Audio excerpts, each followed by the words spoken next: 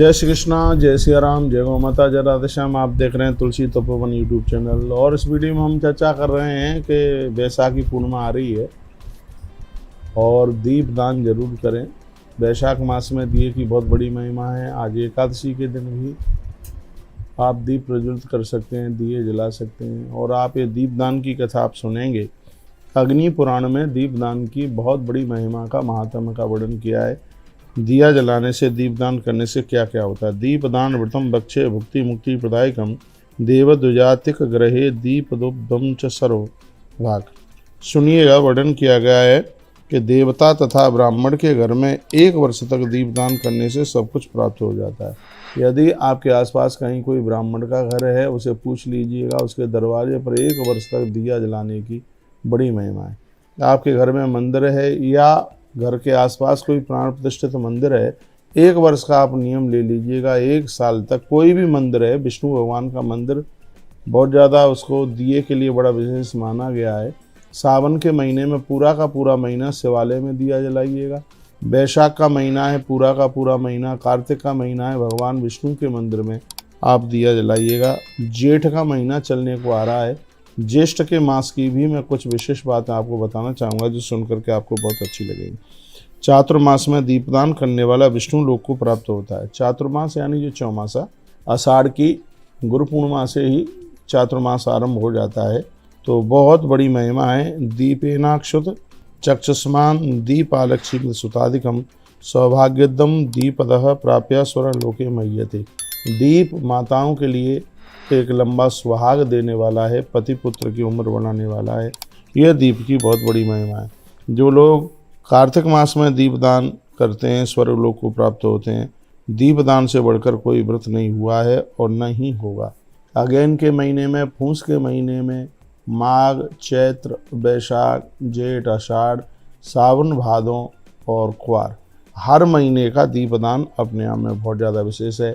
रोज़ नहीं आप जला सकते हैं तो आप कृपया अमावस्या और पूर्णिमा के दिन आप दीपदान जरूर करें, दिया आप जरूर जलाएं। क्योंकि कितनी सुंदर बात कही गई है कि सौभाग्यदम दीपदः प्राप्य स्वर्ग लोके मह्यते। आप देवी देवताओं के सन्मुख दिया जलाते हैं, इससे सौभाग्य मिलता है और अंत में लोगों को भगवान के लोक की प्राप्ति होती है। अभी बैसाख का महीना चल रहा है, इसलिए मैं आपसे कुछ दीपक की बात कर रहा हूँ। भले ही अब दिन 5-4 ही रह गए, लेकिन इन दिनों में भी आप सुबह और शाम, ज़्यादा नहीं बनता है, सुबह और शाम आप 5, 7, 11, 21 जो आपसे बनता है ये दिए जला करके रखिए। क्योंकि दीपदान करने वाला मनुष्य आयु, नेत्र ज्योति, लक्ष्मी तथा पुत्र आदि को प्राप्त करता है। दीपदान करने वाला मनुष्य सौभाग्य प्राप्त करके स्वर्ग लोक में पूजित होता है। दीपे न आयुष चक्षुष्मान दीपा लक्ष्मी सुतादिकम सौभाग्यम दीपदम प्राप्य स्वर्ग लोके मह्यते, ऐसा वर्णन किया गया है। ललिता की इसमें एक कथा आती है दीपदान में, वो आप सुन लें, हो सकता है आपने सुनी भी ना हो। विदर्भ राज की राजकुमारी का नाम ललिता था। तो वह चारुधर्म नामक राजा की पत्नी थी। वह दीपदान के प्रभाव से ही राजा चारुधर्म की 100 पत्नियों में सर्वप्रथम राजमहेशी बनी। विदर्भा राजदुहिता ललिता दीपदान भाग चारुधर्म क्षमा पत्नी सता भार्या देखा भवित। राजा को 100 पत्नियां थीं, लेकिन दीपदान करने की वजह से यह राजा के लिए विशेष रानी हुई। ददौ दीप सहस्रम सा विष्णु रायतने सती पृष्ठासा दीप महात्म्यम सपत्नीभ्य उवाचः। अब आप सुन लीजिएगा इसका महात्म्य, थोड़ा सा टाइम निकाल करके इस वीडियो को आप पूरा का पूरा सुनिए। वह दीपदान के प्रभाव से ही राजा चारुधर्म की 100 पत्नियों में सर्वप्रथम राजमहिषी हुई। उसने भगवान विष्णु के मंदिर में 1000 दीपों का दान किया था। विष्णु कार्तम देविका तटे, नदी के तट पर यह मंदिर था और उसने हजारों दियों का दान किया। अपनी सपत्नियों द्वारा पूछे जाने पर उसने दीपदान का महत्व इस प्रकार से बतलाया।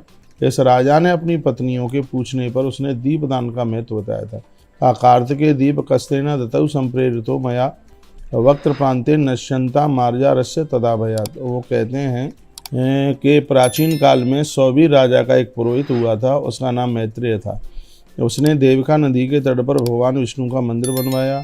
मेरे द्वारा प्रेरित किए जाने पर उसने भगवान के मंदिर में दीपदान किया। इस राजा ने एक कथा सुनाई।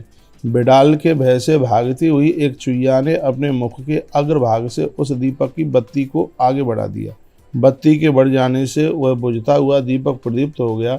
मर कर के वही चुईया राजकुमारी हुई और राजा चारुधर्मा की रानियों में वह पटरानी हुई। ये दीपक का यह प्रभाव था, ये आप सुन रहे हैं। निर्वाणवान प्रदीप्तो भूरद्रुत्वा मूषकया तदा मृता राजात्मजा जाता राजपत्नी शताधिका। 100 रानियों में वह विशेष हो गई। तो बिना किसी संकल्प के कहा, मेरे द्वारा विष्णु मंदिर के दीप की जो बत्ती बढ़ा दी गई थी उसी का मैं फल भोग रही हूँ। ये कहा, अपने पूर्व जन्म की याद होने से मैं सदा दीपदान करती रहती हूँ। वो रानी सुना रही थी। एकादशी के दिन दीपदान करने वाला विमान पर आरूढ़ होकर स्वर्गलोक में प्रमुदित होता है। ये सुनिए, जो एकादशी के दिन दिया जलाता है वो विमान पर बैठ करके, एकादश्याम दीपदो वही विमाने दिव्य मोदते। तो आप हमारी बहुत बातों का विश्वास करते हैं, ये भी आप कर लीजिए। दीप में आप श्रद्धा रखिए। मैं व्यासपीठ पर जाता हूँ तो दिया जलाए बिना व्यासपीठ पर नहीं बैठता। पूजा में भी कर्म साक्षी देव है दीप, इसके प्रति अपनी पूरी श्रद्धा रखिए। कभी भी किसी का दिया चुराए नहीं तो वर्णन किया गया है, वो भी मैं आपको सुनाई देता हूँ। जो दीपक की चोरी करता जाए थे दीप हरता तू मुँह को बाजड़ एवं अंधे तमस दुष्पारे नरके पतते खिले। यानी इसका अर्थ है, मंदिर का दीपक चुराने वाला गूंगा अथवा मूर्ख होता है, वह दुर्लंध अंधतामिश्र नाम के नरक में जाकर के गिरता है। इसलिए कभी भी दिए की चोरी बिल्कुल करनी ही नहीं चाहिए। उस नरक में रुदन करता हुआ जीवों को देख करके यमदूत ने उसे पूछा, अब विलाप क्यों करता है? तूने चोरी की है दीपक की, इसलिए तू कष्ट भोग रहा है। इसलिए सजग समझदार लोगों को चाहिए कि चोरी नहीं करें। एक मुहूर्त के विषय में आपने वर्णन किया गया है कि जिन दिनों में, जिन क्षणों में, जिस मुहूर्त में आप दिया जलाते हैं, ये आपके लिए विशेष क्षण हैं, वो आपके लिए अद्भुत क्षण है। परस्त्री हार यद गीतम हा माता किम विलिप्यते।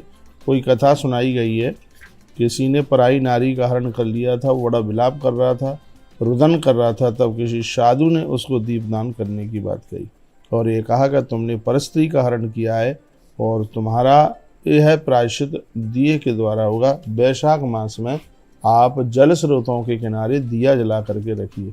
वैशाख के महीने में जहाँ भी नदी हैं, सरोवर हैं, वृक्ष हैं, तो उनके किनारे दिया का दान करें। अग्निदेव ने ललिता को ये अद्भुत कथाएं सुनाई हैं। दीपदान करके फिर वह नारी अंत में स्वर्ग को प्राप्त हुई।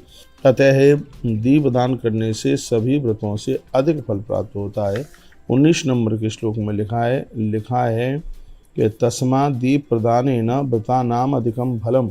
सभी व्रतों में बहुत व्रत किए जाते हैं, लेकिन दीपदान का जो व्रत लेकर के आप पूरा महीना भर आप दिया जलाते हैं, कि उसकी बहुत बड़ी महिमा है, बहुत बड़ा महात्म्य है। बहुत बहुत धन्यवाद आपका। आपने वीडियो पूरी सुनी। वैशाख मास में 5-4 दिन रह गए हैं। इन दिनों में सुबह शाम बरगद के नीचे, पीपल के नीचे, आम के पेड़ के नीचे, को लक्ष्मी वर्धक है ना, जल स्रोतों में, गौसदनों में, जहाँ अश्वशाला है वहाँ पर, ऐसी पवित्र जगहों पर दीपदान करने का भारी महत्व है। दोने में दिए रख करके आपके आसपास यदि कहीं नदी है तो नदियों में प्रवाहित जरूर कीजिएगा। पूर्णिमा 23 तारीख की है, उस दिन आप विशेष रूप से दीपदान जरूर करें।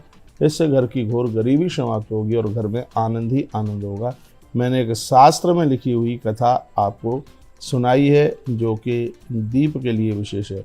दाना सक्तई हरि दापो हृदय स्तोत्रो दुखदम। तो इसका दीप का दान करने से बड़े दुखों का नाश हो जाता है, इसमें कोई संशय वाली बात नहीं है। वैशाख के मास में विविध प्रकार के दानों की बात कही जाती है, उसमें दीप दान को एक बड़ा विशेष माना गया है, उसको दिव्य माना गया है। बहुत बहुत धन्यवाद है आप सभी का। वीडियो आपने पूरा सुना है और मुझे विश्वास है कि आप अपने पूजा पाठ को आरंभ करने से पहले दिया जरूर जलाएंगे। कोई दिक्कत है, परेशानी है, रोग जान ही रहे, मैंने पूर्व में भी बोला है, पीपल के वृक्ष के नीचे, पति की उम्र बढ़ाने के लिए वट वृक्ष के नीचे, धन बढ़ाने के लिए बेलपत्र के नीचे दिया बहुत ज़्यादा विशेष होता है। बहुत बहुत धन्यवाद। जय श्री कृष्ण, जय श्री राम, जय गौ माता, जय राधे श्याम।